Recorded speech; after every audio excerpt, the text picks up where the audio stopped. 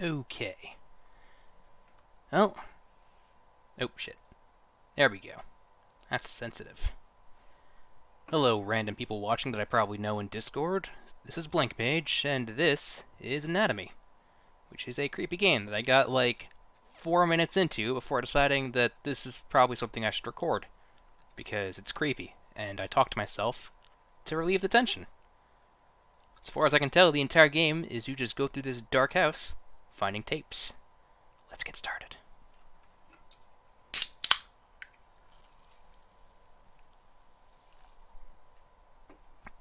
Good pepper.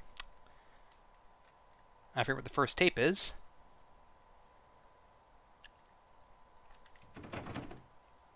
And most of the doors are going to be locked.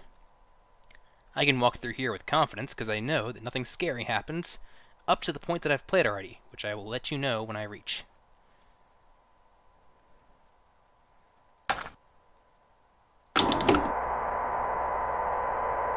In the psychology of the modern civilized human being, it is difficult to overstate the significance of the house. Since as early as the Neolithic era, humankind has defined itself by its buildings. Buildings for worship, buildings for socializing, buildings for protection, even buildings for the commemoration of the dead. But of all the structures that mankind has invented for itself, there is little doubt that the house is that which it relies upon most completely for its continued survival.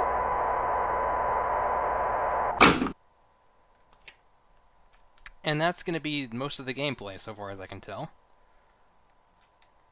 That and the fact that you're just in this fucking creepy house. Well, that one's actually not that bad. But most of them aren't fun. Well, let's leave the doors closed for now. Like, is that a tomato or some shit? I don't know. Let's close the door behind us. And I assume this position so that nothing can sneak up on me. Because when I was a child, I used to have this fear of things being behind me when I slept, and I decided that if you put your back to a corner, that won't happen. The house is one of the key elements that separates modern humanity from its more primitive antecedents. No other creature goes to such lengths to create lasting, permanent shelter for itself, nor regards said shelters with such reverence and import. Why do human beings of our modern age foster this tremendous sympathy toward their homes? There are many reasons, of course, but perhaps it is due in some small part to seeing them as a reflection of ourselves.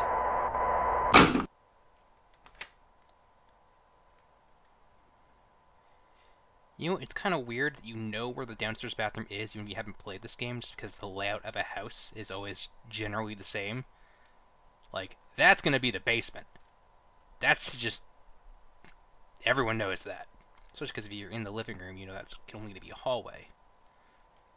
And you kind of figure the bathroom has to be here, next to this fucked up diagram of a hand, for no reason. No, it's the worst. I even know nothing bad's going to happen to me, and yet, no reflection.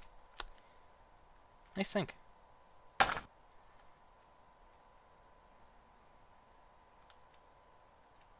Let's take a quick glance around. There's really nothing. Can I? No, not even an option to try the door, so I guess there's no going outside.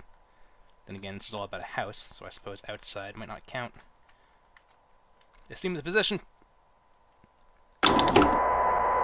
The anatomy of the house is such that this analogy is less superficial than at first it may seem. To carry it further, if we were to dissect a house as we might a human cadaver, we would find ourselves able to isolate and describe its various appendages and their functions in a decidedly anatomical fashion. There is even a fair number of direct comparisons to be drawn between those organs of a house and those of a human body.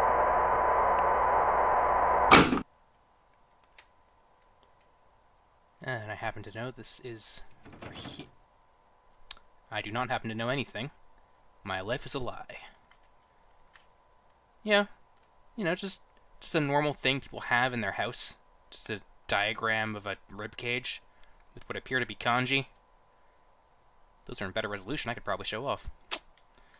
Anyway, let's close this door.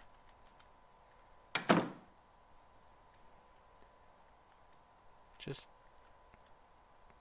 It almost looks like someone's throwing up the horns on the right side of this picture.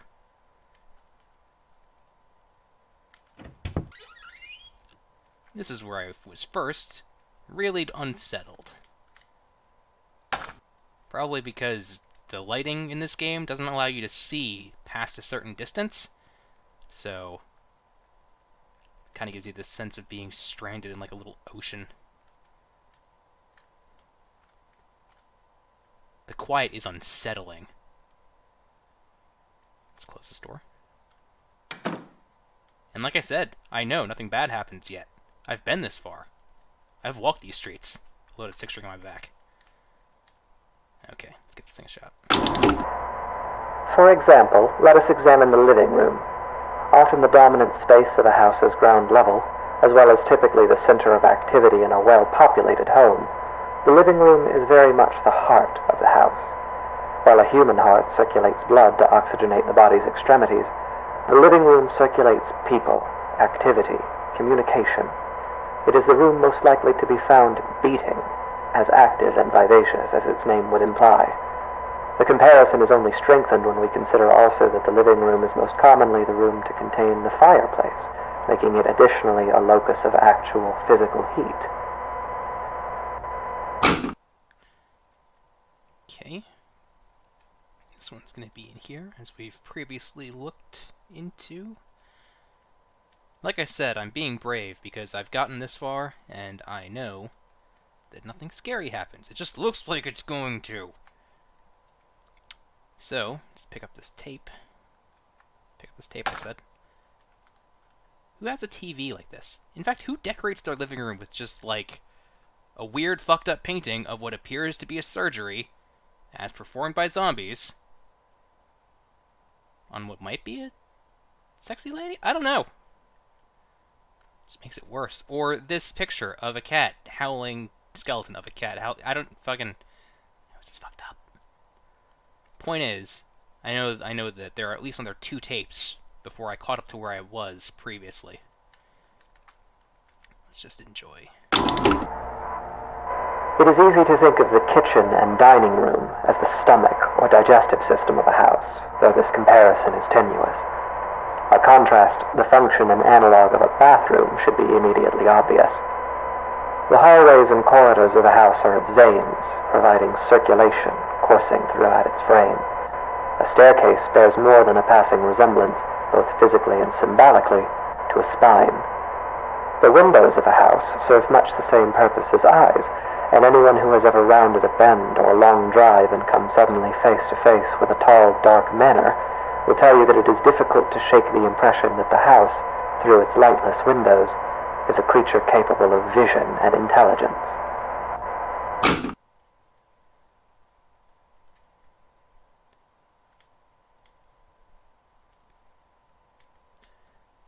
As you might have figured out by now, each tape gives you approximately the location of the next one. So, you'll know when I got to the point where I stopped playing.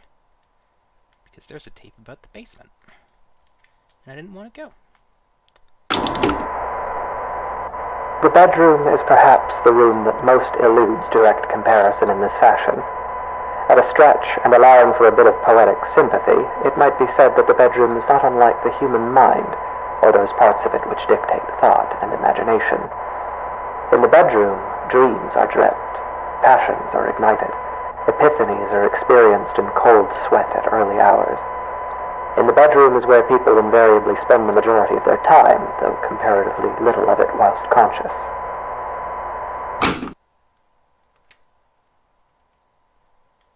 Now, if you're me, you immediately think that upstairs is going to be the very first time this game gets legitimately scary. If you haven't thought that already, just by the tension. Because, god fucking damn it. You know, just what appears to be like a tick kind of thing, jellyfish? Who the fuck knows? Or an eye. Just... I only say tick because it seems like super microscopic type slides of organisms are what this guy wants to have in his upstairs hallway. As one does. Like the Zerg or some shit. Okay. It's not that one. Yeah, like, fuck this. Fuck all of this. Fuck this whole game. And your square bed. And your futuristic purple pillow pad. Alliteration is fun, y'all. Just some innocuous picture of some children and shit. Just gonna close this door. Look at this mosquito. I fucking hate mosquito. Why would you want a picture of mosquitoes in your house? Are mosquitoes not enough for you?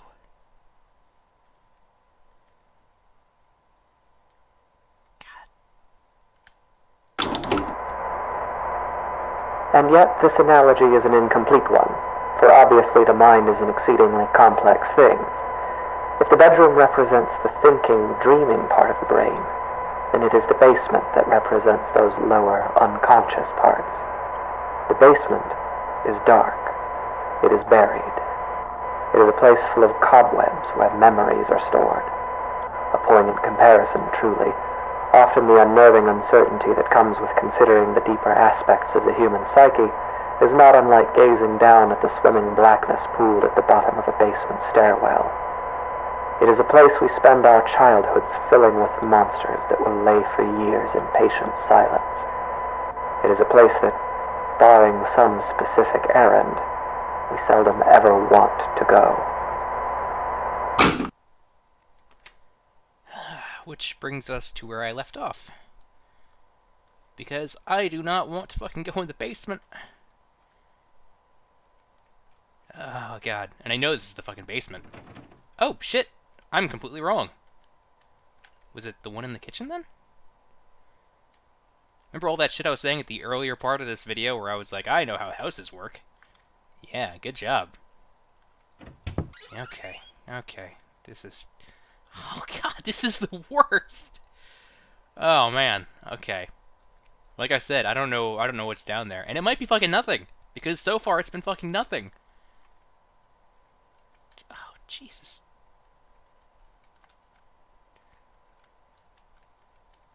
Oh, fuck. Okay. This game is fucking tense. Alright. Alright. Is it glued to the wall? Why? Why is it glued to the wall? I hate everything about this. And yet part of me wants to explore. Just... Okay. There's nothing happening! Ah. And yet. You know what? No. No, I'm not going in over there. That area can go fuck itself. Insulation and shit. Okay. And I'm acting like things aren't gonna come behind me or some shit. When I have no idea that that's the case. Alright. Another successful room. Of course, this comparison, though appropriate, is a very heavy-handed one, and often the basement is little more than a storage space littered with the corpses of spiders and woodlice. While poets and psychoanalysts no doubt dread the thought of a dark basement, in truth, it is the bedroom, the waking mind, that place of dreams, that is actually the most frightening of all. You know, I'm gonna have to disagree with you on that, because I think the basement is way fucking scarier than the master bedroom. But, I mean, I didn't make this game, so who am I to say? I guess it's also on the top floor, but, no, this is the garage again, I think. Alright, although, after that particular fake out, I can only assume this is where the things get actual fucking scary. No, you know, maybe it's not gonna get scary. Maybe this is one giant fucking scam, and that they played me for a fool. That's entirely possible. I hate this game. In a good way. What? Is there a difference if I play it... What? A tooth. Is there a difference if I play it on the downstairs one or the upstairs one? I mean, what the fuck's with all the teeth? Why are there so many teeth? Okay. Oh, shit. Oh, this was the door out, wasn't it? Oh, fuck. Okay. Well, a new corner. New rules. It is here, in the bedroom, that we are at our most vulnerable. Each night we shut our senses to the world for hours at a time, trusting in the house to keep us safe until next we wake. In this state of extreme vulnerability, we will spend something like 20% of our lives. Anything might stand beside us, watch us, keep us company until dawn, and we would never perceive it. We can only pray that the house will not let such things carry on as we sleep. In this way, during these hours, the bedroom seems less like a mind and more like a mouth. For it is here that the house is most likely to betray us. It is here that we place ourselves most at the house's mercy and spend each night hoping that it will not bite down. Oh no. Okay.